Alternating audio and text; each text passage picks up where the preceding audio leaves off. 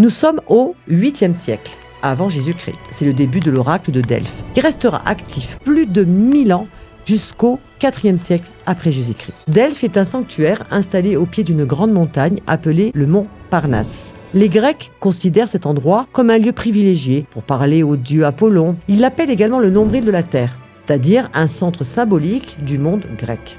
À cette époque, on vit surtout dans les cités, ce qu'on appelle des polis. Chaque cité a ses lois, ses fêtes, son armée et également les dieux protecteurs. Le quotidien est fait d'agriculture, de pêche, de commerce maritime. Les voyages sont lents et parfois dangereux. Se rendre à Delphes, c'est déjà un pèlerinage important. Politiquement, les cités sont souvent rivales. Elles s'allient, se disputent, se font même des fois la guerre. On voit aussi les Grecs fonder de nouvelles villes autour de la Méditerranée. C'est la colonisation. Puis viendront l'époque classique, Athènes, Sparte, etc. L'époque hellénistique, après Alexandre, et enfin la période romaine. Tout au long de ces changements, Delphes garde son prestige. La religion est au cœur de la vie civique. On honore les dieux avec des rites, des offrandes et des fêtes. Quand il faut prendre une grande décision, comme déclarer la guerre ou faire la paix, fonder une ville, choisir une loi ou marier un prince, on peut aller consulter à Delphes. L'oracle ne décide pas à la place des humains, mais il offre un repère pour trancher. Delphes est surtout un sanctuaire panhellénique, ce qui veut dire que toutes les cités grecques peuvent y venir, d'Athènes à Sparte,